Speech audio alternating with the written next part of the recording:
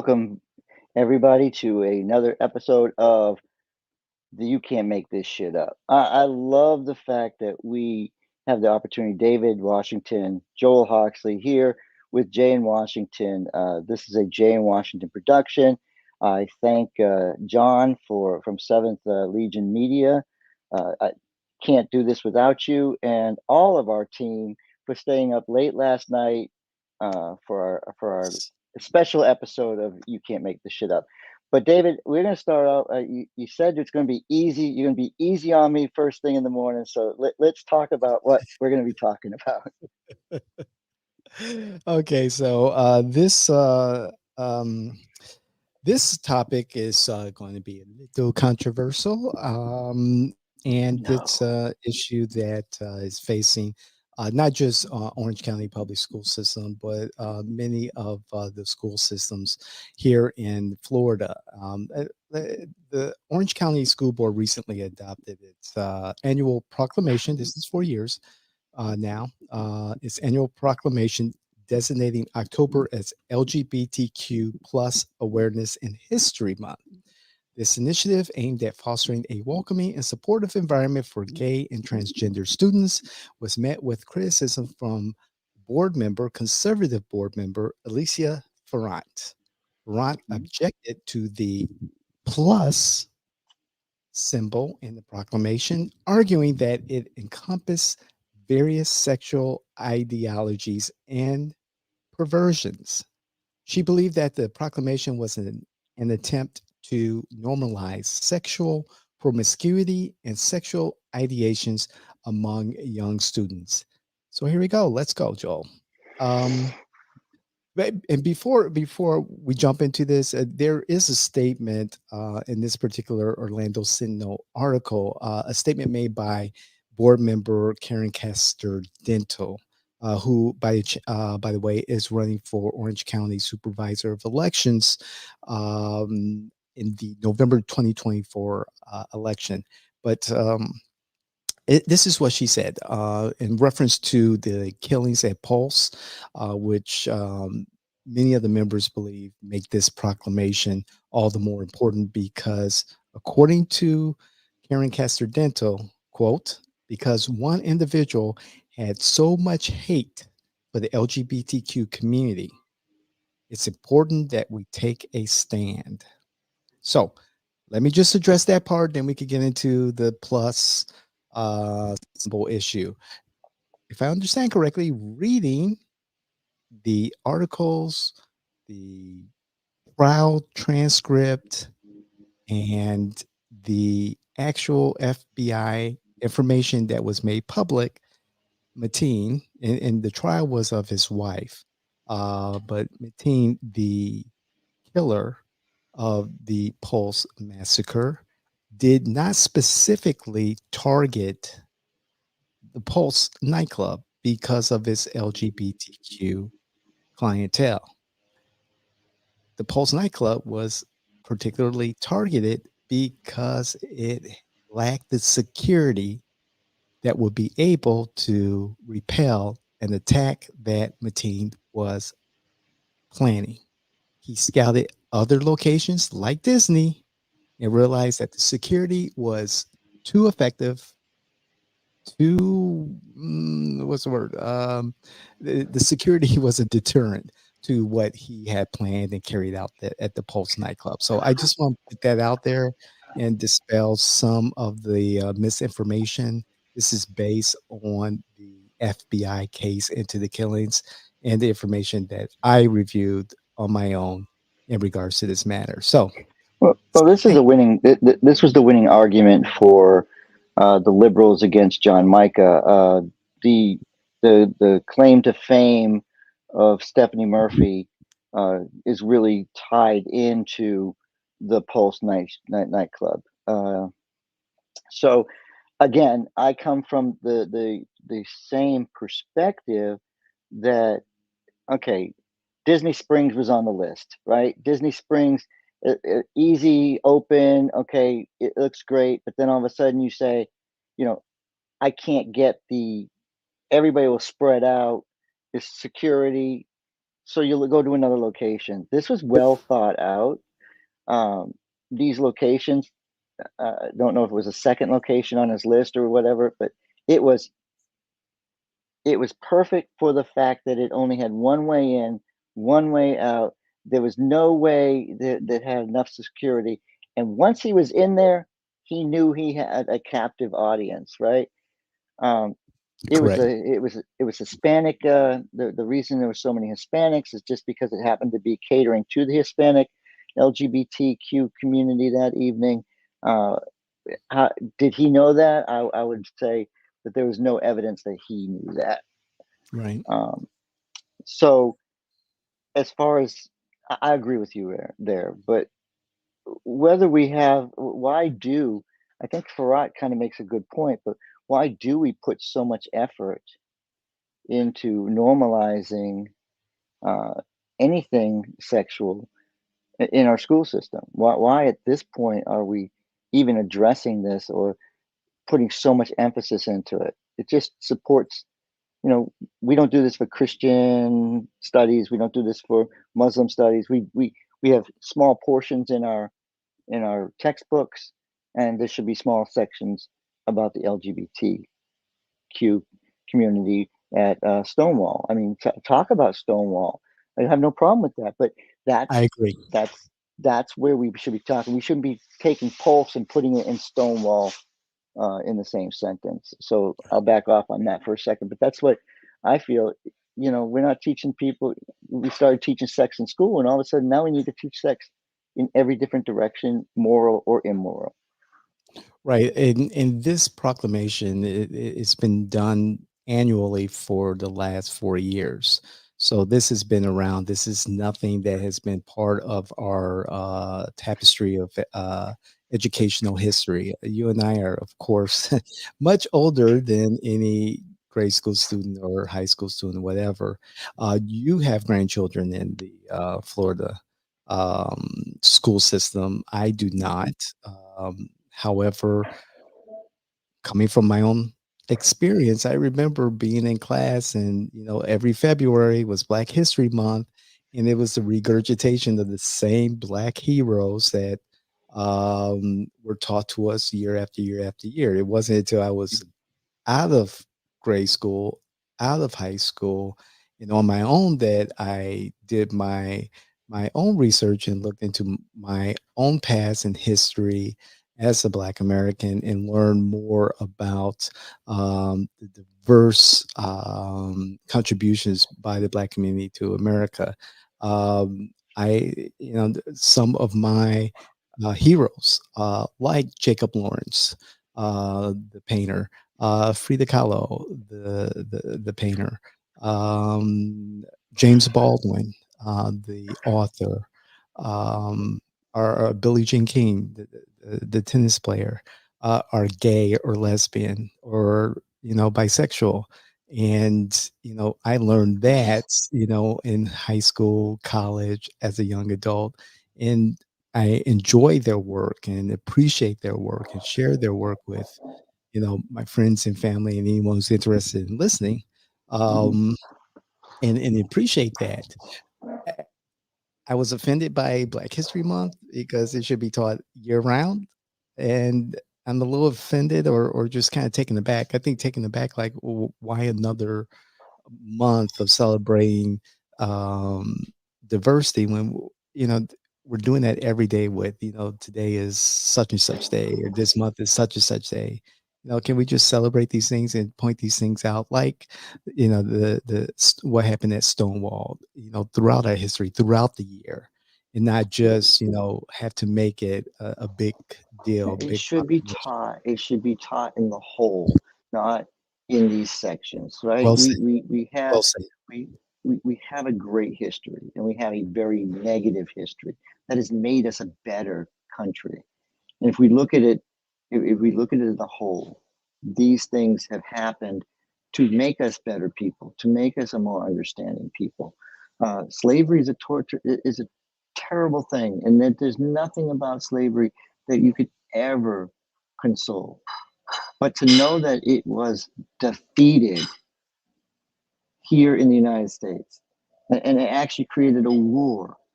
The ultimate sacrifice was made to eliminate this evil, but our country moved forward. Then we moved back again, all right? Mhm. Just like in the Bible. So you have repentance, right? Repentance means turn around. Every time we face not facing the reality, we do the mistakes again. And that brings us to Jim Crow and all the stuff that happened in the South, right? Because we ignored what these people went through. They were getting more power, and then we go. See, I didn't say that way. This population was mistreated, and then mistreated again because they were they were interfering with the status quo, right? Mhm. And I we have agree. to push back on the status quo sometimes. And to take the slavery piece a little bit further, personal experience, it's very frustrating. The education I have, and I had uh, I had private school education, and my formative years in grade school and junior high, it was private Catholic black education, which covered a lot of the math and reading and all that kind of good stuff. But what frustrated me as I got older, we talked a lot about slavery, slavery, slavery. However, we did not take it further to talk about how slavery, excuse me, how slavery um, was, how it led to where we are right now. Reconstruction, Jim Crow, and just things like that. There wasn't that link made. Maybe that was the day I was at home or something sick. I don't know. I missed that. No, David, I But don't think it wasn't that connection. Those connections weren't made. I don't think you missed anything because there is nobody teaching Yes. how that transition Thank you. happened because you know nobody today we're talking about taking statues down and all this other stuff Hmm. because we don't even know about Reconstruction.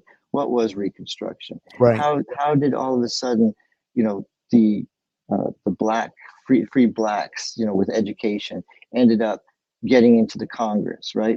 They were Right. mistreated in Congress too, but they Exactly. had the first black caucus. The first black caucus was all Republican That's correct. because the Republican Party they trusted the Republican Party for what they had gone through, right? Hmm. Did they That's how party loyalty happens. Something, something you do benefits a group of people, and they take interest in your party and your politics. Right. And that's why we change throughout the time. But for me, that's a point that makes me want to be a Republican. And when I see certain discriminatory statements and stuff, it generates some feeling, which I don't.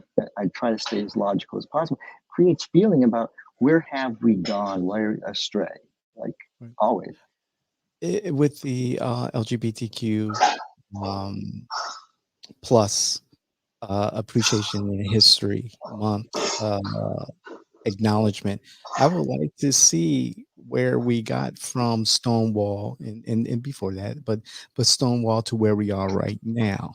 If there was, like you said, that collective history taught, if we know the history, if we understand the history and have honest conversations about it, maybe we wouldn't have this division in our culture. And I just want to go back to board member Alicia Farrant. I do take issue with, and I saw the video of the board meeting. I did watch it, and I did watch her read her statement, and I understood what she was saying. However, it came across as disingenuous Mhm. because she was reading it and the tone came off as cold and not understanding. It just came off as very cold. And I think if the presentation was a little bit better, if she spoke from her heart and in her statement, she talked about her concern for our children, but it didn't come off as genuine. If she spoke from her heart instead of from a written statement that she read and did not address directly to the audience, I think maybe there would have been Right. a little softening of the reaction. I think that's fear, David. I think that's fear. I think that you have somebody who's going into a tough subject, and what they do is they get totally inundated on making sure they don't miss the words, so then they lose that heart and soul. And if you do it by heart and soul, everybody's afraid that you're going to say something that's even worse Mm. in the offense category. Just look, if you're passionate about it, say your passion and be done with it. If Right. it doesn't come across the way you needed it to, then the reason it didn't is because everybody thinks differently about the words that are coming out of your mouth. And people did there too. Even though you said the right words, that you said the right words to your audience, but you didn't do it with feeling and heart. You couldn't bring anybody from the other side over, so you accomplished nothing. Right.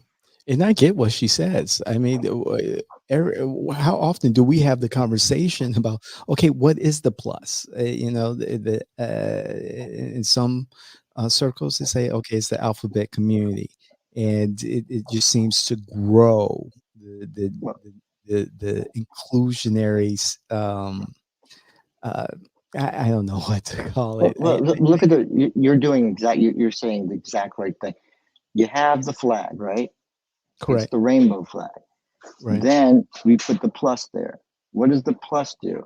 Well, we have to represent black and brown, and we need to represent, trans. We need to represent everybody. I All of a thought that sudden, was the American flag. that all of a sudden the flag has this other shape to it, and it now it makes sense to somebody, but doesn't make sense to everybody. The American flag, just like you said, that is us uniting. That's the Yes. plus. We are a united country. Sure, we don't agree on everything, but that what makes us even more powerful is because we get into real debate. If we get in real Right. debate, where does it lead? To solutions. Last Right. night's debate didn't bring out any solutions because we're so divided. Correct. We need to start, I think I agree. We need to start looking at the plus, eliminating the plus, and putting it back into the hands of the United States. Let's become united once again. I agree. So, I agree. And my final word on this, I understand uh, the point that Alicia Farrant is making. She did ruffle some feathers with her particular statement about leather, identity. Wow, she went out there. There is some legitimate concern about what are we including in this all-encompassing plus symbol. I get it. On the flip side, I understand that on the liberal side to Farron's conservative side, I see their response as um, as legitimate. However, this is an opportunity to continue to have dialogue and conversation. Um, how it was said and the manner it was said is one thing. I believe that there is opportunity to still have a conversation, and I believe that this history should be appreciated throughout the year. And that I'm not too sure if you'll be able to read a book in the public school system anymore about some of the heroes I mentioned before who are just happen to be gay or lesbian or whatever. However, we need to have honest conversation and I've been in politics again for well over 30 years, and I've identified as a liberal for the majority of my adult life, and still do. And I would challenge anyone to have this debate with me about where this conversation is going, and how we can get to a place where we can have a logical fact-based conversation and not get the feelings and emotions in the way and walk out of that conversation with a better understanding of one another. There's room to improve on both sides. well, my final word is, this is a subject that your our generation is right there in the middle of. We have a lot of people that this is the generation that could truly talk to this because we're at the transition point. So let's have that debate. Let's have those conversations. Carlos Gammo Smith, come talk with us. Come talk with us. We've invited you. We want somebody local who can talk to this issue. It'd be great to have a sit down just to say, hey, where are we with the LGBTQIA plus community?